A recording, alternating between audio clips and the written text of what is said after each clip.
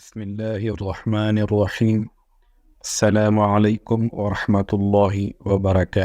آج ہم جن باتوں کا تذکرہ کریں گے ان میں لوگ جس حالت میں پیدا ہوئے کیا قیامت کے دن اسی حالت میں اٹھیں گے؟ لوگ ایک دوسرے کا سطر نہیں دیکھ سکیں گے۔ جو شخص جس لباس میں فوت ہوا اسی میں اٹھے گا۔ قیامت کے دن نیک لوگ سوار ہو کر گناہگار پیدل اور کافر منہ کے بل اٹھیں گے۔ کیا موذنین بھی سواریوں پر سوار ہوں گے؟ 2 3 10 مومن ایک سواری پر سوار ہوں گے۔ کافر منہ کے بل کیسے چلیں گے؟ فرشتے ان کو منہ کے بل کیسے گھسیٹیں گے؟ حضرات انبیاء اور صحابہ کی سواریاں کیسی ہوں گی؟ مومن اور کافر کے اعمال ان کے لیے سواریوں کا کام دیں گے؟ مومن قبوری سے سواریوں پر سوار ہو جائیں گے۔ قیامت کے دن انسان کو لے کر چلنے والے فرشتے کون ہوں گے؟ خوشخبری سنانے والے فرشتے کون ہوں گے؟ جنازہ کے ساتھ جانے والوں کے اکرام کے لیے فرشتے انہیں قبروں سے لے کر آئیں گے۔ مومنین کو فرشتوں نے اپنے حصار میں لے رکھا ہوگا۔ ان سب باتوں کا مختصر ذکر کرنے سے پہلے اگر آپ نے اس چینل کو سبسکرائب نہیں کیا تو پلیز اس کو سبسکرائب کر دیں اور بیل کا بٹن پریس کر دیں تاکہ اس قسم کی مزید ویڈیوز آپ تک بر وقت پہنچتی رہیں۔ تو چلیں شروع کرتے ہیں۔ ارشاد باری تعالیٰ ہے کما بدأنا اول خلق نعید، جیسے سرے سے بنایا تھا ہم نے پہلی بار پھر اس کو دہرائیں گے دوبارہ۔ حضرت ابن عباس رضی اللہ تعالی عنہ سے روایت ہے حضور صلی اللہ علیہ وسلم کھڑے ہوئے اور ارشاد فرمایا، اے لوگو تم قیامت کے روز اللہ تعالیٰ کے روبرو پیش ہونے کے لیے ننگے پاؤں بے لباس اور نامختون اٹھو گے۔ پھر آپ صلی اللہ علیہ وسلم نے یہ آیت تلاوت فرمائی کما بدأنا اول خلق نعید، پھر مخلوقات میں سب سے پہلے حضرت ابراہیم علیہ السلام کو پوشاک پہنائی جائے گی۔ حضرت عائشہ صدیقہ رضی اللہ تعالی عنہ سے روایت ہے کہ حضور صلی اللہ علیہ وسلم نے ارشاد فرمایا قیامت کے دن لوگ ننگے پاؤں اور غیر مختون اٹھیں گے۔ میں نے عرض کی یا رسول اللہ صلی اللہ علیہ وسلم کیا مرد خواتین ایک دوسرے کی طرف دیکھیں گے؟ آپ صلی اللہ علیہ وسلم نے فرمایا اے عائشہ وہ دن آج کی بنسبت بہت زیادہ سخت ہوگا۔ حضرت سودا بنت زمعہ رضی اللہ تعالی عنہ سے منقول ہے رسول اللہ صلی اللہ علیہ وسلم نے فرمایا لوگ ننگے پاؤں ننگے بدن اور غیر مختون اٹھائے جائیں گے۔ وہ پسینہ میں غرق ہوں گے اور پسینہ ان کے کانوں کی لو تک پہنچا ہوا ہوگا۔ میں نے کہا یا رسول اللہ ہائے شرم کہ لوگ ایک دوسرے کو دیکھیں گے۔ آپ صلی اللہ علیہ وسلم نے فرمایا لوگ اس سے غافل ہوں گے، ان میں سے ہر ایک اس دن ایسی پریشانی میں مشغول ہوگا جو اس کو اوروں کی طرف متوجہ نہ ہونے دے گی۔ حضرت ام سلمہ رضی اللہ تعالی عنہ فرماتی ہیں کہ میں نے رسول اللہ صلی اللہ علیہ وسلم کو فرماتے سنا لوگ قیامت کے دن ننگے بدن اور ننگے پاؤں اٹھائے جائیں گے، تو میں نے کہا یا رسول اللہ صلی اللہ علیہ وسلم ہائے شرم ہم ایک دوسرے کو دیکھیں گے۔ آپ صلی اللہ علیہ وسلم نے فرمایا لوگ اس سے غافل ہوں گے۔ میں نے کہا انہیں کون سی چیز غافل کرے گی؟ آپ صلی اللہ علیہ وسلم نے فرمایا صحیفوں کا کھلنا جس میں رائی کے دانہ برابر بھی اعمال درج ہوں گی۔ حضرت حسن بن علی رضی اللہ تعالی عنہ فرماتے ہیں کہ جناب رسول اللہ صلی اللہ علیہ وسلم نے ارشاد فرمایا لوگوں کو قیامت میں ننگے پاؤں ننگے بدن اٹھایا جائے گا۔ ایک عورت نے عرض کی یا رسول اللہ یہ کیسے ہوگا؟ کیا ہم ایک دوسرے کو نہیں دیکھیں گے؟ آپ نے فرمایا آنکھیں پھٹی کی پھٹی رہ جائیں گی۔ پھر آپ نے اپنی آنکھیں آسمان کی طرف اٹھا دیں، مطلب یہ تھا کہ آنکھیں اس طرح پھٹی کی پھٹی رہ جائیں گی۔ غیر مختون کا یہ مطلب ہے کہ انسان کی جو کھال ختنہ کے دوران کاٹی گئی تھی وہ کھال واپس لگا دی جائے گی۔ اسی طرح انسان کا ہر عضو اور جز اسے جو دنیا میں اس سے جدا ہوا تھا اسے واپس کر دیا جائے گا تاکہ وہ نعمتوں سے کامل طور پر مستفید ہو یا عذاب میں کامل طور پر مبتلا ہو۔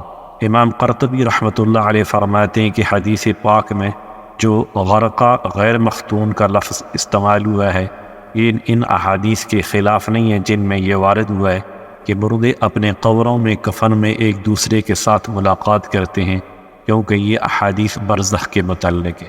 البتہ جب یہ اپنے قبروں سے اٹھیں گے تو ننگے ہوں گے، مگر شہید اس سے مستثنیٰ ہیں جیسا کہ احادیث میں مذکور ہے۔ حضرت ابو سعید خدری رحمۃ اللہ علیہ کی جب وفات کا وقت قریب آیا تو انہوں نے کپڑے منگوا کر زیب تن کیے اور کہا کہ میں نے جناب رسول اللہ صلی اللہ علیہ وسلم کو فرماتے ہوئے سنا، میت جن کپڑوں میں فوت ہوتی ہے انہی میں اسے اٹھایا جائے گا۔ ارشاد باری تعالیٰ ہے، یوم نحشر المتقین الی الرحمن وفدا ونسوق المجرمین الی جہنم وردا۔ جس دن ہم اکٹھا کروائیں گے پرہیزگاروں کو رحمان کے پاس مہمان بلائے ہوئے، اور ہانک لے جائیں گے گناہگاروں کو دوزخ کی طرف پیاسے سے۔ وَنَحْشُرُهُمْ يَوْمَ الْقِيَامَةِ عَلَى وُجُوهِهِمْ، اور اٹھائیں گے ہم اس دن قیامت کے، چلیں گے منہ کے بل۔ الَّذِينَ يُحْشَرُونَ عَلَى وُجُوهِهِمْ، جو لوگ کہ اٹھائے جائیں گے اوندے پڑے ہوئے اپنے منہ پر۔ حضرت علی رضی اللہ تعالی عنہ نے الَّذِينَ يَحْشُرُونَ عَلَى وُجُوهِهِمْ، جو لوگ کہ اٹھائے جائیں گے اوندے پڑے ہوئے اپنے منہ پر، تلاوت کی اور فرمایا، اللہ کی قسم معزن پیدل نہیں اٹھیں گے اور نہ انہیں پیدل چلایا جائے گا، بلکہ ان کے پاس جنت کی اونٹنیاں لائی جائیں گی۔ مخلوقات نے ایسی حسین سواریاں کبھی نہیں دیکھی ہوں گی، ان پر سونے کے کجاوے ہوں گے، ان کی نکیل زبرجد کی ہوگی، یہ ان پر سوار ہوں گے حتیٰ کہ جنت کا دروازہ کھٹکھٹائیں گے۔ حضرت ابو ہریرہ رضی اللہ تعالی عنہ سے روایت ہے، حضور صلی اللہ علیہ وسلم نے ارشاد فرمایا، لوگوں کو تین طرح محشور کیا جائے گا، رغبت و شوق والے اور خوف والے مومن، دو مومن ایک اونٹ پر، تین مومن ایک اونٹ پر سوار ہو کر اٹھیں گے، اور 10 بھی ایک اونٹ پر سوار ہو کر اٹھیں گے۔ باقی لوگوں کو آگ کے ساتھ اٹھایا جائے گا۔ آگ ان کے ساتھ دوپہر کا وقت گزارے گی۔ جب وہ دوپہر کا وقت گزاریں گے اور رات گزارے گی، جب وہ رات گزاریں گے، حافظ ابن حجر رحمۃ اللہ علیہ فرماتے ہیں کہ ایک گروہ ہے یہ عام مومنین ہوں گے، اور دو افراد سے لے کر 10 تک کے سوار کا ذکر آیا ہے، جبکہ آپ صلی اللہ علیہ وسلم نے ایک سوار کا ذکر اس لیے نہیں فرمایا کیونکہ یہ فضیلت صرف حضرت انبیاء علیہ السلام کے لیے ہوگی۔ امام بیقی رحمۃ اللہ علیہ فرماتے ہیں کہ حدیث میں موجود راغبین سے ابرار اور راہبین سے خوف راجا کی اور درمیانی حالت والی مراد ہے، اور جو لوگ آگ کے ساتھ اٹھائیں گے وہ کفار ہوں گے۔ حضرت ابو ہریرہ رضی اللہ تعالی عنہ سے روایت کے جناب رسول اللہ صلی اللہ علیہ وسلم نے ارشاد فرمایا، لوگوں کو قیامت میں 3 طرح محشور کیا جائے گا، یعنی لوگ محشر کے اندر 3 طریقے سے اٹھائے جائیں گے، سوار، پیدل، چیروں کے بل۔ ایک شخص نے عرض کی، یا رسول اللہ، کیا وہ اپنے چیروں کے بل چلیں گے؟ آپ صلی اللہ علیہ وسلم نے فرمایا، جس ذات نے انہیں قدموں پر چلایا ہے وہ اس پر بھی قادر ہے انہیں چیروں کے بل چلائے۔ حضرت ابو ذر رضی اللہ تعالی عنہ سے روایت ہے، جناب رسول اللہ صلی اللہ علیہ وسلم نے ارشاد فرمایا، لوگوں کو قیامت میں 3 گروہوں کی شکل میں پیش کیا جائے گا۔ ایک گروہ نجات کی امید لگائے لباس پہنے ہوئے اور سواری پر ہوگا، ایک گروہ پیدل چلتا ہوا ہوگا، ایک گروہ کو فرشتے چیروں کے بل گھسیٹتے ہوئے میدان حشر میں لائیں گے۔ حضرت ابو ہریرہ رضی اللہ تعالی عنہ سے ایک اور حدیث میں روایت ہے کہ جناب رسول اللہ صلی اللہ علیہ وسلم نے فرمایا، حضرات انبیاء کرام کو قیامت کے دن سواریوں پر حشر کے میدان میں لایا جائے گا۔ حضرت صالح کو ان کی اونٹنی پر محشر کے میدان میں لایا جائے گا، اور میں براق پر سوار ہو کر آؤں گا۔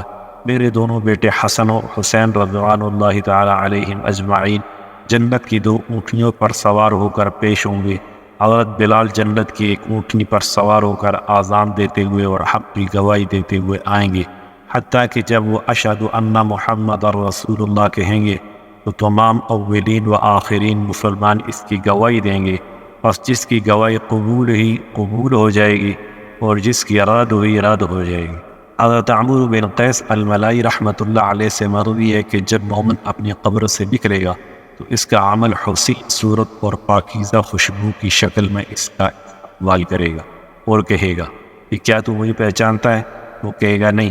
عمل کہے گا، سن، اللہ تعالیٰ نے تیری خوشبو کو پاکیزہ کر دیا اور تیری صورت کو حسین کر دیا۔ نیز وہ کہے گا تو دنیا میں بھی اس طرح تھا، میں تیرا نیک عمل ہوں، میں دنیا میں تجھ پر بہت سوار رہا، آج تو مجھ پر سوار ہو جا۔